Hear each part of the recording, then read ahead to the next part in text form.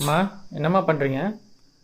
பால் போகிறதுக்கு தான்ப்பா பால் காய்ச்சி. என்னம்மா இவ்வளோ பழம் இருக்கு? உங்கள் அப்பாட்ட காலையில் காய்கறி வாங்கிட்டு வர சொல்லி மார்க்கெட்டுக்கு அனுப்புகிறான். இங்கே பார்த்தியா, நாளைக்கு நான் இதை வச்சு கடை தான் போடணும். எல்லாம் பழமாக வாங்கிட்டு வந்துருக்குறாரு பாரு. இது வந்து 2 நாளைக்கு முன்னாடி வாங்கிட்டு வந்த பழம். இதில் இதுவுமே 2 நாளைக்கு முன்னாடி இது வாங்கிட்டு வரும்போது இது வாங்கிட்டு வந்தார். இங்கே பாருங்கள், இது வந்து உலர் திராட்சைன்னு சொல்லி கொண்டு வந்தார் காலையில். இதுவும் 2 நாளைக்கு முன்னாடி கொண்டு வந்தது. அதே இன்னும் யாருமே சாப்பிடவே இல்லை. நேரத்துக்கு சாப்பாடு சாப்பிட்டுட்டு வீட்டில் வேலை செஞ்சு அப்படான்னு உட்காந்தா சரியாக இருக்குது. இந்த டைமில் இந்த பழம்லாம் வாங்கிட்டு வந்தால் எங்கே உடிச்சு சாப்பிட்ற மாதிரி இருக்குது. நீங்கள் பாருங்கள், இந்த பழம் வந்து பேர் எனக்கு தெரியல. அது பேரிக்காய் நம்ம வெள்ளரி என்னமோ தெரியல. இந்த பழம் பேர் தெரிஞ்சால் எனக்கு வந்து கமெண்ட்டில் சொல்லுங்கள். எனக்கு இந்த பழம் பேர் தெரியல. ஆனால் வந்து டேஸ்ட் வந்து சப்புன்னு தான் இருந்துச்சு. தொண்டையில் அடைக்கிது.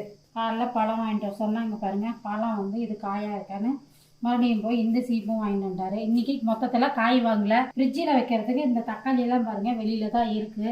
ஃப்ரிட்ஜில் வைக்கிறதுக்கு இடமே எனக்கு இல்லை. இது வைக்கிறதுக்கு எனக்கு சரியாக இருக்குது. இப்போ வெளியில் இது வச்சாலுமே வாடி போயிடும், வேஸ்ட்டாக தான் ஆகும். ஏதாச்சும் ஒரு விஷயம் வாங்கிட்டு வான்னு சொன்னால் ஒரு சிக்கனை பண்ணலாம். அந்த சிக்கனுன்றதே கிடையாதுங்க. இப்படி எல்லாம் வாங்கிட்டு வந்து கேட்டால் மார்க்கெட்டில் உங்ககிட்ட காசாக கேட்டோம், நீங்கள் கொண்டு போக வேண்டியதானே அப்படின்னு சொல்கிறாரு. ஆம்பளைங்க வாங்கி தரலனாலும் வாங்கி தரலன்னு சொல்கிறோம், இல்லைன்னு சொல்ல. வாங்கிட்டு வந்தால் இப்படிங்களா? என்னால் சமாளிக்க முடியலைங்க.